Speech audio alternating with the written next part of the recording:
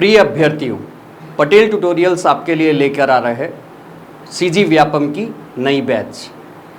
यह बैच एक विशेष बैच होगी, अर्थात इस बैच की ये विशेषता है कि जितने भी व्यापम द्वारा आयोजित प्रतियोगिता परीक्षाएं हैं, उन सारी प्रतियोगिता परीक्षाओं में कॉमन सिलेबस को इस बैच में पढ़ाया जाएगा। उस कॉमन सिलेबस का मतलब ये है कि जितने भी व्यापम की विभिन्न प्रकार की प्रतियोगिता परीक्षाएं हैं, उसमें जो कॉमन सिलेबस है, जैसे मैथ्स हो गया, रीजनिंग हो गया, कंप्यूटर हो गया, भाषा हो गया, भाषा के अंतर्गत अंग्रेजी एवं हिंदी, सामान्य जीएस हो गया, एवं छत्तीसगढ़ को पढ़ाया जाएगा, जो कि लगभग सारे व्यापम द्वारा आयोजित परीक्षाओं का कॉमन सिलेबस है। अब व्यापम के परीक्षाओं में आप देखेंगे तो लगभग 150 प्रश्न आते हैं और आपको सामान्य तौर पर उसे 2 घंटे में हल करना पड़ता है। तो 2 घंटे में आपको 150 प्रश्न हल करना है। तो व्यापम में क्या लगते हैं, विभिन्न प्रकार के ट्रिक्स के माध्यम से आपको प्रश्नों को हल करना पड़ता है। अब विभिन्न प्रकार के ट्रिक्स से उपयोग करके आप प्रश्नों को हल करेंगे, तभी आप एक समय अवधि पर क्या कर पाएंगे, प्रश्नों को हल कर पाएंगे। तो इसमें ट्रिक्स बहुत ज्यादा इंपॉर्टेंट है। अब आप समझिए, ये बैच फिर से एक बार सूचना को दोहरा रहा हूं, यह बैच 1 जुलाई 2024 को शुरू होने वाला है। सुबह 7 बजे से 10 बजे की समय अवधि होगी। हर 15 दिन में फ्री टेस्ट सीरीज होगा इस बैच में, ध्यान दीजिएगा। और आने वाली जितने भी व्यापम की परीक्षाएं हैं, उसके कॉमन सिलेबस को क्या कराया जाएगा इस बैच में, अध्ययन के अंतर्गत, अध्ययन या पाठ्यक्रम के अंतर्गत है।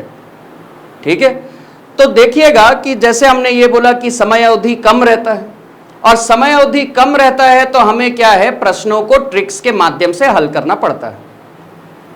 ट्रिक्स के माध्यम से प्रश्नों को हल करने से समय कम लगता है और आप दूसरे प्रश्नों पर समय ज्यादा दे पाएंगे। ऐसे ही एक टॉपिक को आज हम देखने वाले हैं कि देखिएगा कि आमतौर पर व्यापम की परीक्षाओं में इस तरीके के प्रश्न आपको दिखाई पड़ते हैं।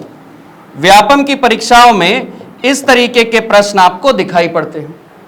अब ये प्रश्न आपको रेगुलर बेसिस पे अलग अलग व्यापम के एग्जाम में आपको मिलेंगे। अब आप देखिए, जैसे √12 प्लस √12 प्लस √12 टिल इंफिनिटी जा रहा है, अनंत तक जा रहा है। √12 प्लस √12 प्लस √12 कहां तक जा रहा है, अनंत तक जा रहा है।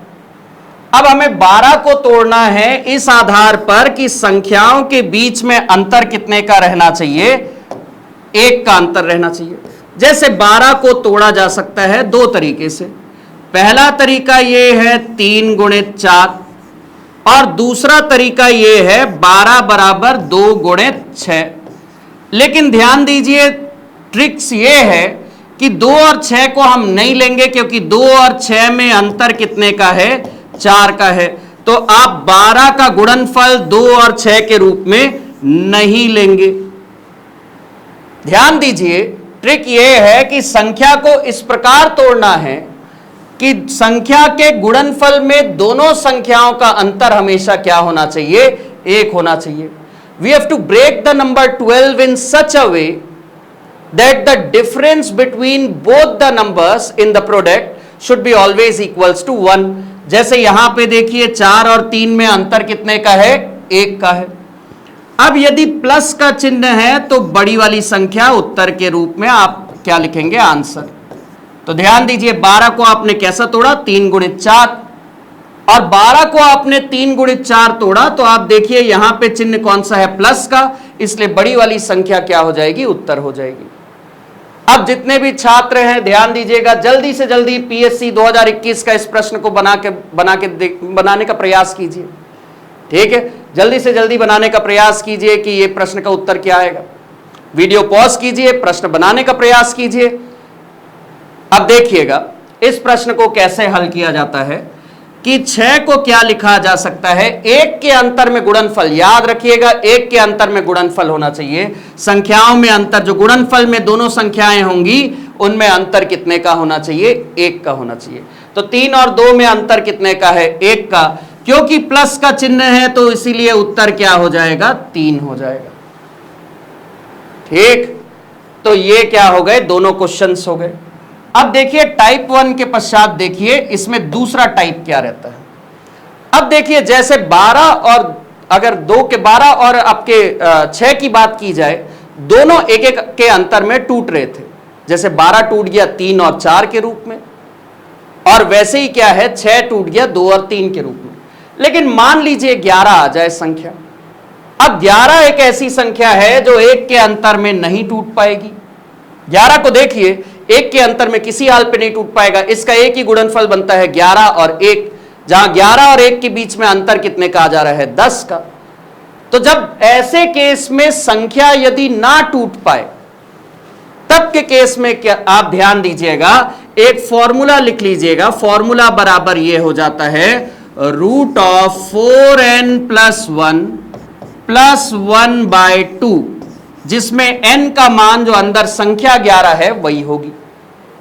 √4n + 1 + 1/2। अब देखिए n का मान क्या रख दीजिए, 11 रख दीजिएगा। ध्यान दीजिए n का मान क्या रखेंगे 11, तो 4 × 11 + 1 + 1/2।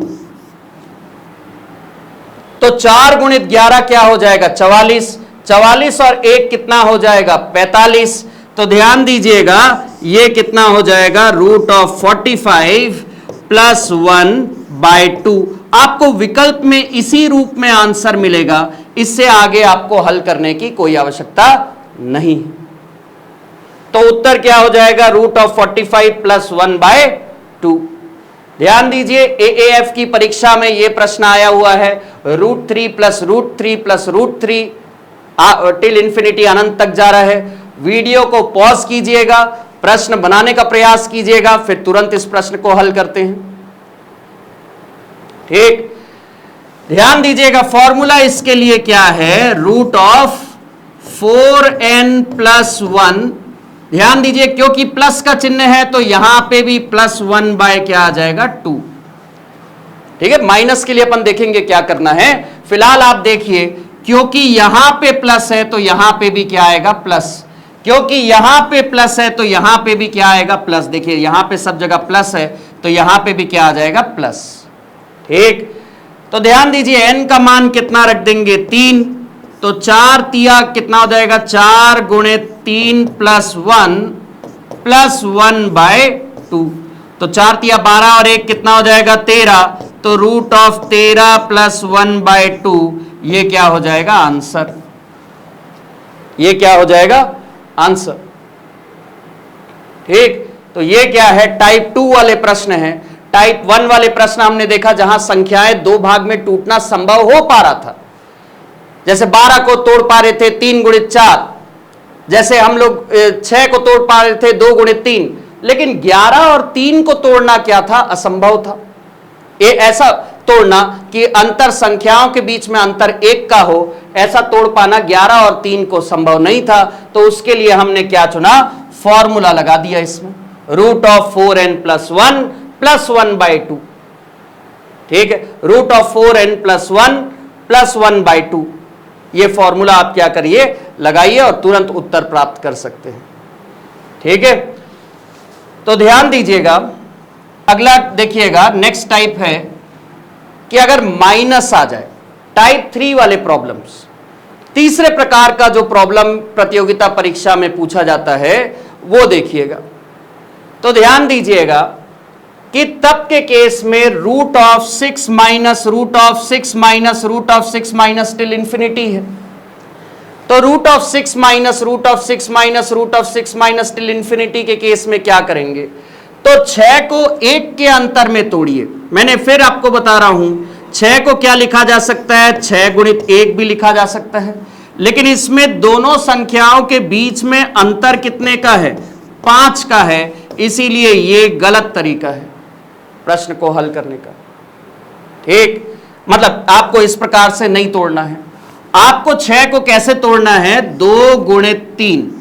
यदि प्लस रहता है तो बड़ी वाली संख्या उत्तर रहेगी, माइनस रहेगा तो छोटी वाली संख्या उत्तर रहेगी। मतलब उत्तर यहां पे कितना आ जाएगा 2, आंसर कितना आ जाएगा 2। यदि प्लस रहता तो आंसर 3 रहता, लेकिन क्योंकि यहां देखिए माइनस का चिन्ह आपको हर जगह दिखाई दे रहा है, इसीलिए आंसर क्या हो जाएगा 2। अब वीडियो को पॉज कीजिए, अगला प्रश्न बनाने का प्रयास कीजिए। देखिए 56 को क्या लिखा जा सकता है? 56 को लिखा जा सकता है 7 गुणित 8। 56 को क्या लिखा जा सकता है? 7 गुणित 8। अब देखिए यदि प्लस का चिन्ह होता तो बड़ी वाली संख्या उत्तर रहती, लेकिन क्योंकि माइनस का चिन्ह है तो ध्यान दीजिए आंसर क्या आ जाएगा? 7। छोटी वाली संख्या को उत्तर के रूप में लेंगे तो ध्यान दीजिए आंसर क्या आ जाएगा? 7। ठीक है, एम आई क्लियर? ये टाइप 3 वाले प्रश्न हैं। आपको इस तरीके के भी प्रश्न क्या है एग्जाम में दिखाई देते हैं।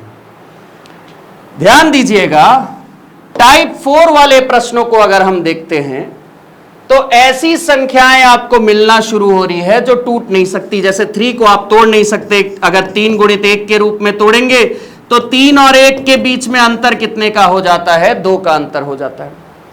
The number 3 can not be broken into 2 numbers which have the difference is equals to 1, therefore the difference of two numbers 3 and 1 is equals to 2. As the number is not able to as the number is not broken into such numbers which have difference equals to 1, therefore we would be using the formula into that. तो formula देखिएगा सारे student की, formula किस तरीके से इस्तेमाल किया जाता है।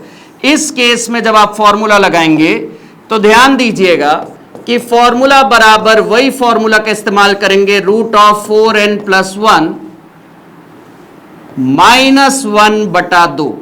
क्योंकि यहां पे माइनस है इसीलिए यहां पे क्या करेंगे? माइनस। जब वहां पे प्लस हुआ करता था तो यहां पे भी क्या लेते थे? प्लस।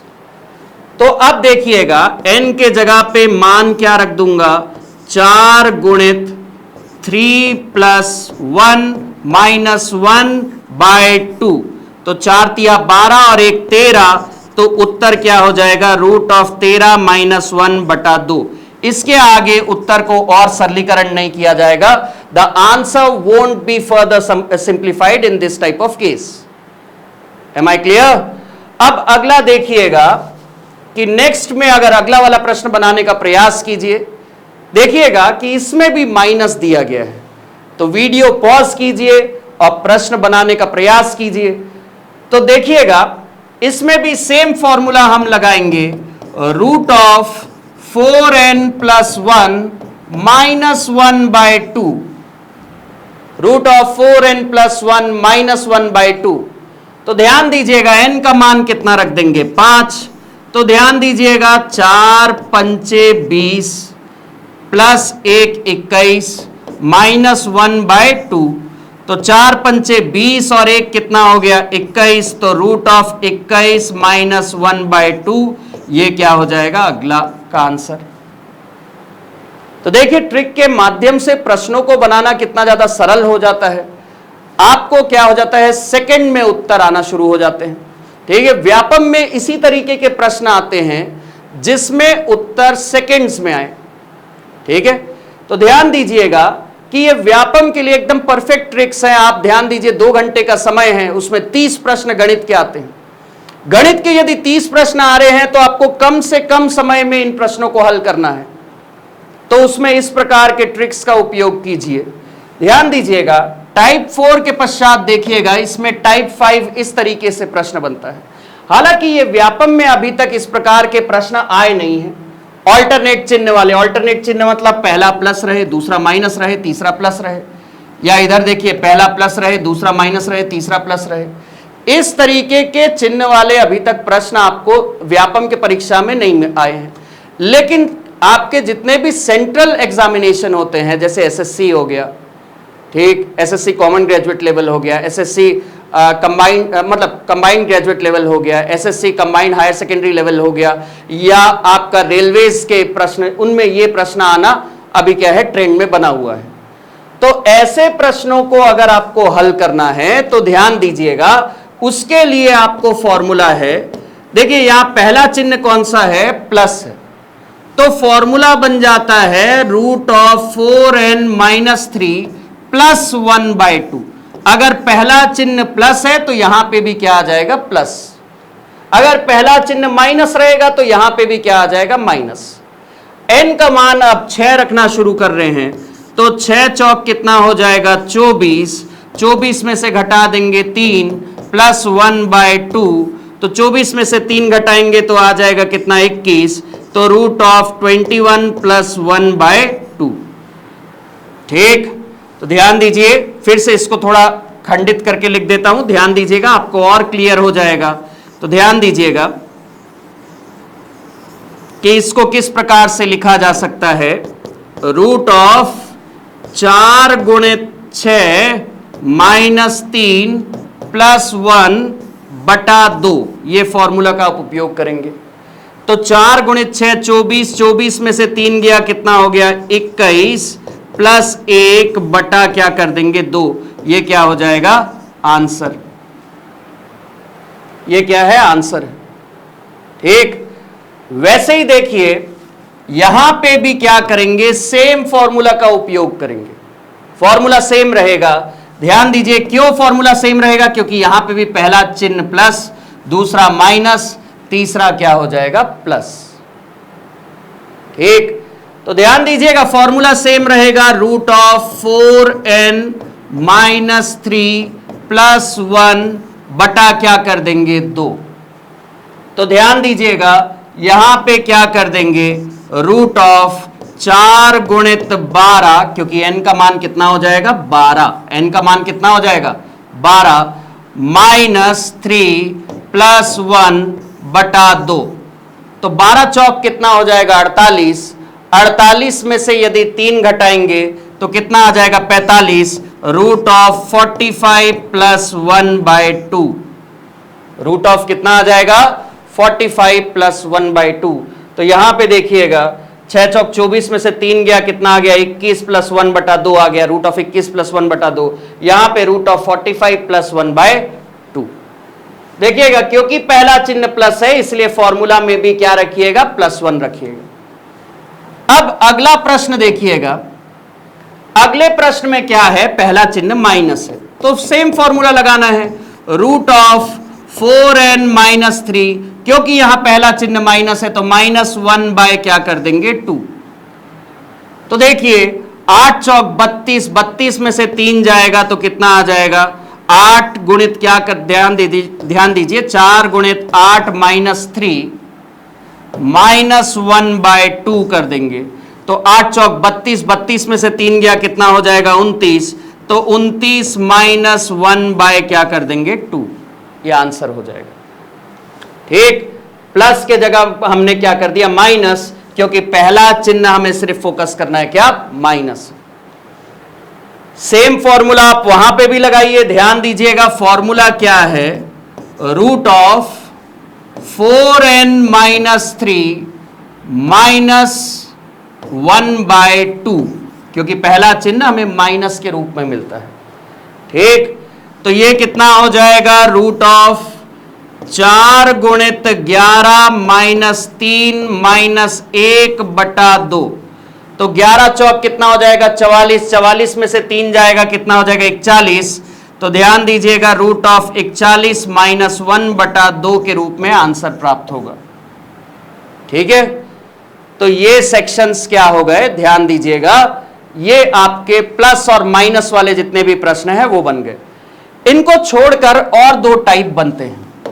एक होता है मल्टीप्लाई बाय वाला टाइप, √6 गुणित √6 गुणित √6 कहां तक जा रहा है, अनंत तक जा रहा है। ध्यान दीजिएगा वैसे ही √13 कहां तक जा रहा है, अनंत तक जा रहा है।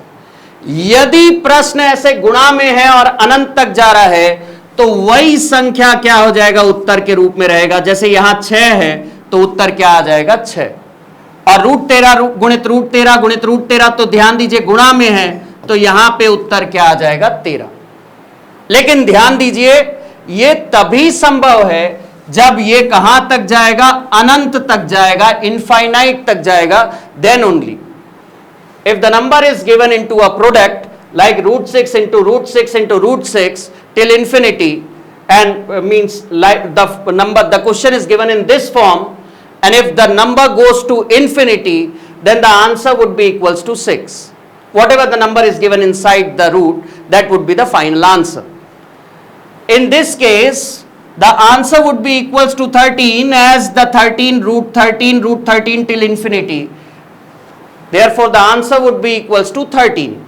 मतलब जो भी संख्या यहां पे अंदर लिखा हुआ रहेगा उसी को ही आप उत्तर के रूप में टिक कर देंगे। क्लियर है? अंतिम केस के रूप में आप ये देखिए। अब देखिए, ये प्रश्न भी देखने में सेम लग रहा है, परंतु ये प्रश्न क्या है, अनंत तक नहीं जा रहा है।